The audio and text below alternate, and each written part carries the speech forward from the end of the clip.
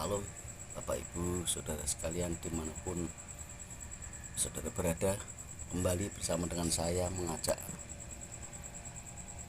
Bapak Ibu Saudara semua belajar tentang kebenaran firman Allah.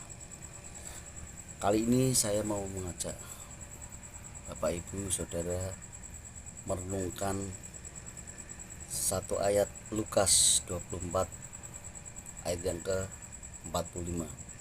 Demikian kata firman Tuhan. Lalu ia membuka pikiran mereka sehingga mereka mengerti kitab suci. Sebenarnya masalahnya tentang apa sih? Masalahnya ketika Yesus mendatangi para murid di suatu tempat, ya, di dalam rumah begitu. Para murid itu antara takut dan kaget. Saya bacakan dari ayat 36, Lukas 24 36. Judulnya Yesus menampakkan diri kepada semua murid. Dan sementara mereka bercakap-cakap tentang hal itu, Yesus tiba-tiba berdiri di tengah-tengah mereka dan berkata kepada mereka, "Damai sejahtera bagi kamu." Bercakap-cakap tentang hal itu apa sebenarnya yang dipercakapkan? Ayat 34, kata mereka, "Itu sesungguhnya Tuhan telah bangkit dan telah menampakkan diri kepada Simon." Dan yang lain memperbincangkan bahwa Tuhan telah bangkit dari kematian. Saya lanjutkan ayat 37. Mereka terkejut dan takut dan menyangka bahwa mereka melihat hantu. Jadi Alkitab ini ada hantu juga, ya. Menulis hantu berarti ada. Akan tetapi ia berkata kepada mereka, siapa? Yesus, mengapa kamu terkejut dan apa sebabnya timbul keraguan-raguan di dalam hati kamu? Jadi murid ini ketika ada yang menceritakan bahwa Yesus telah bangkit, timbul ragu-ragu. Ragu-ragu itu antara percaya atau dan tidak, antara percaya dan tidak, ya, tengah-tengah, ya apa enggak ya gitu kan. Di dalam keraguan-raguan berarti mereka pernah mendengar bahwa pernah berkata, "Aku mati dan akan bangkit." Dan ayat-ayat Alkitab Perjanjian Lama juga berkata begitu. Sehingga ketika mereka melihat Yesus yang mati itu bangkit, timbul agak ragu-ragu, keraguan-raguan antara percaya dan tidak percaya, begitu ya. Ayat 39, "Lihatlah tanganku dan kakiku, aku sendirilah ini, rabalah aku dan lihatlah, karena hantu tidak ada daging dan tulangnya, seperti yang kamu lihat ada padaku." Jadi hantu itu tidak ada daging dan tulangnya, ya. Sambil berkata demikian, memperlihatkan tangan dan kakinya kepada mereka.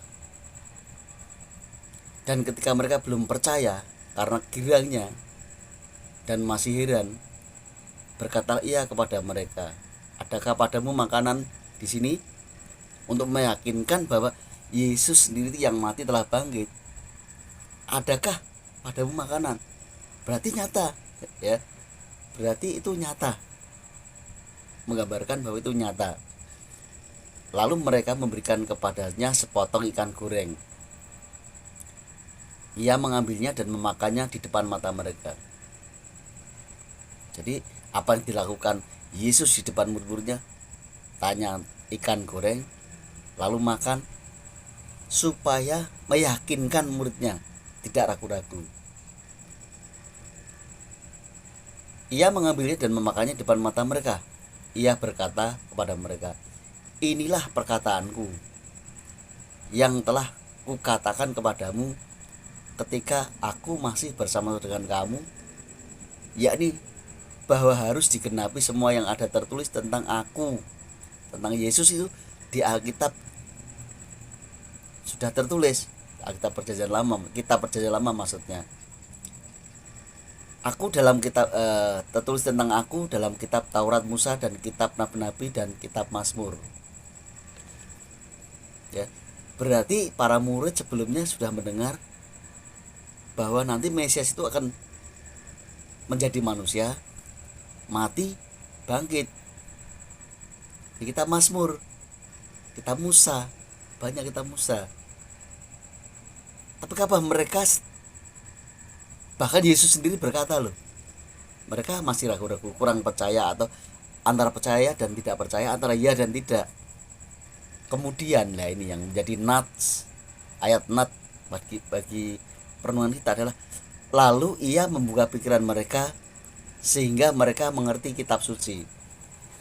Bapak Ibu Saudara, ini mau berkata kepada saya sendiri ya, kesaksian saya sendiri. Saya belajar tentang Alkitab, membaca Alkitab ini udah lama ya, lama. Belajar mendengarkan khotbah juga lama. Apakah lantas ketika saya belajar tentang Alkitab dan mendengarkan khotbah itu pasti 100% sudah mengerti kitab suci? Apakah yang mereka yang sekolah teologi sampai detailnya bertumpuk-tumpuk pasti mengerti kitab suci? Tidak jaminan, saudara. Murid-muridnya saja yang pernah mendengar kitab Perjanjian Lama bahwa Mesias harus digenapi, menjadi manusia, mati, bangkit. Dan Yesus sendiri berkata pada murid-muridnya. Yesus itu berkumpul sama murid-murid itu 3 tahun lebih. Tapi mereka tidak mengerti kitab suci. Ya.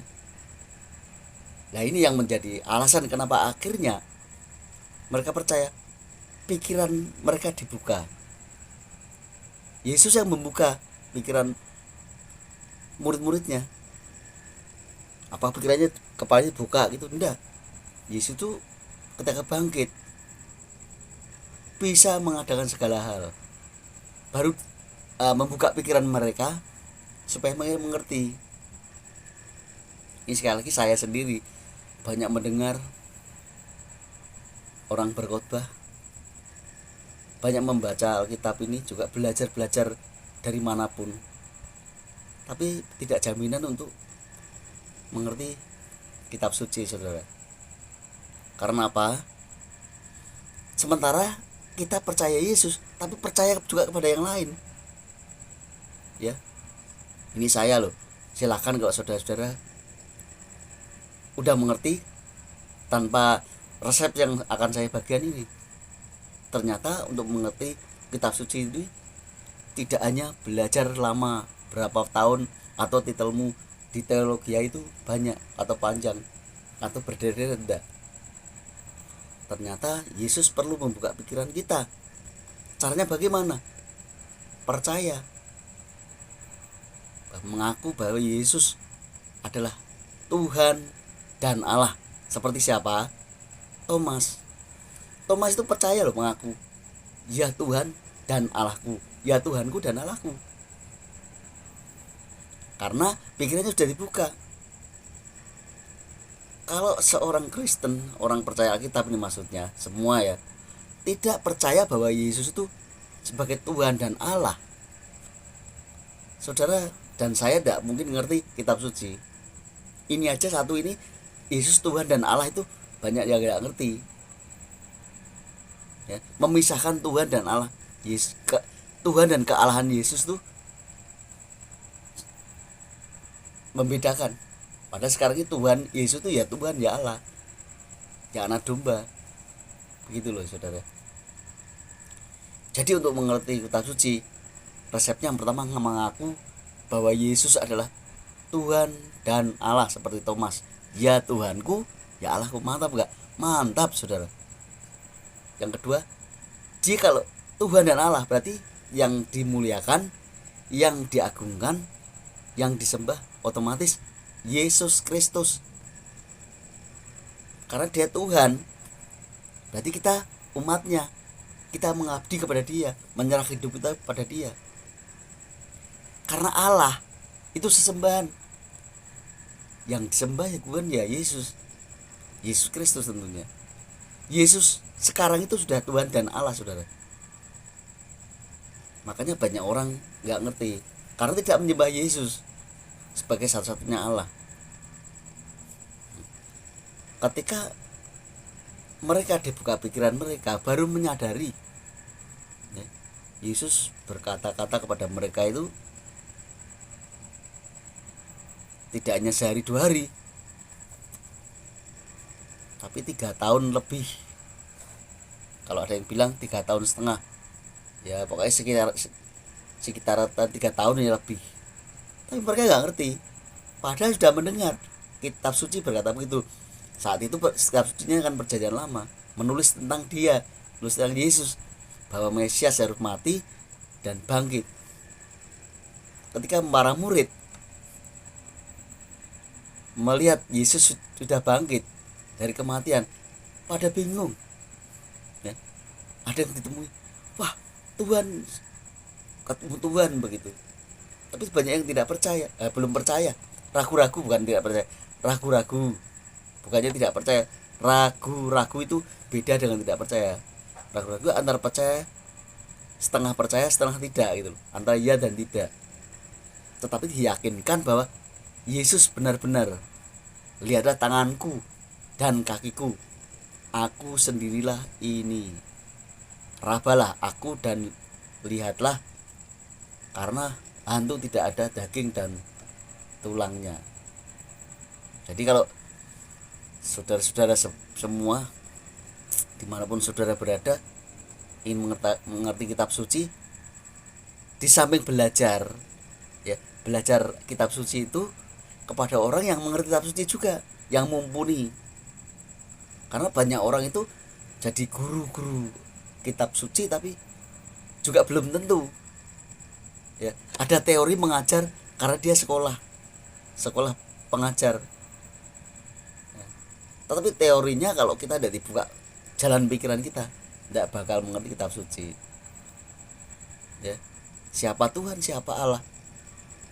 Contoh kata, ada yang punya teori gini, Tuhan itu 1 ditambah 1 ditambah 1, kok tidak sama dengan 3.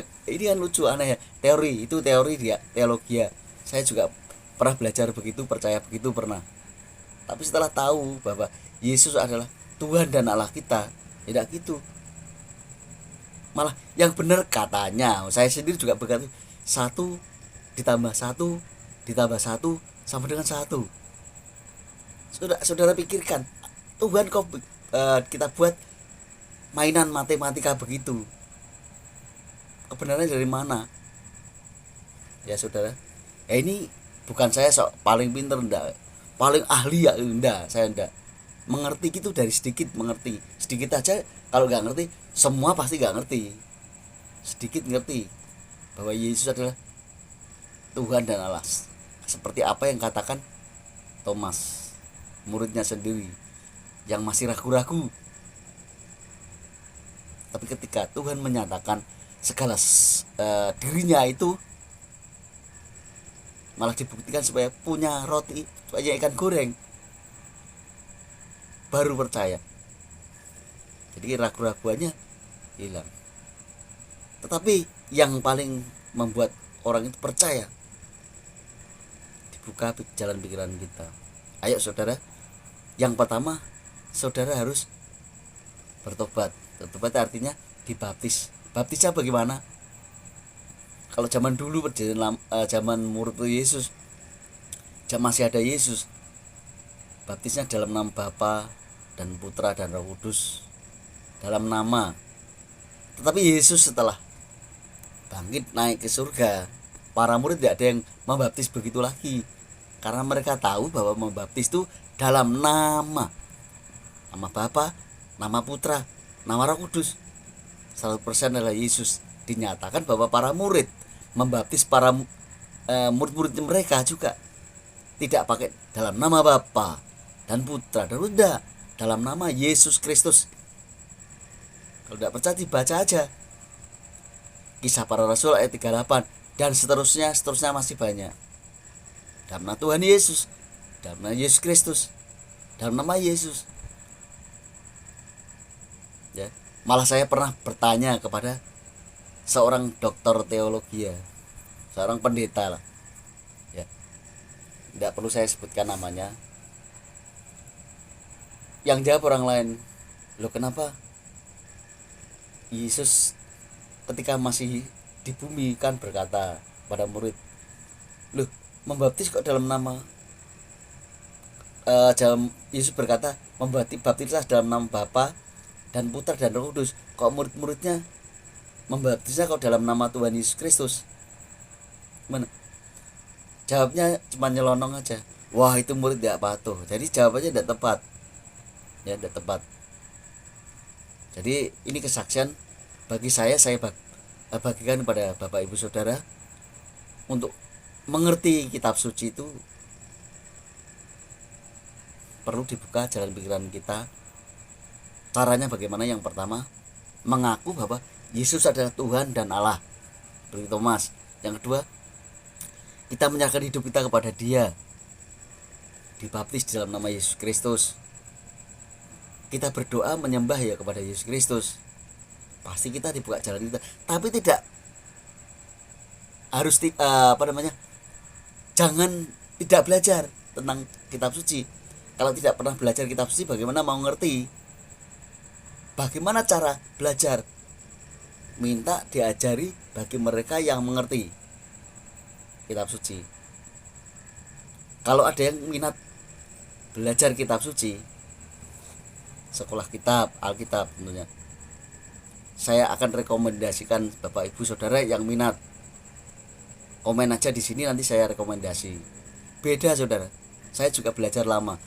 Bahkan di tempat gereja saya yang dulu itu kalau menjelang gantian tahun atau tahun baru itu ada baca Alkitab berantai saudara.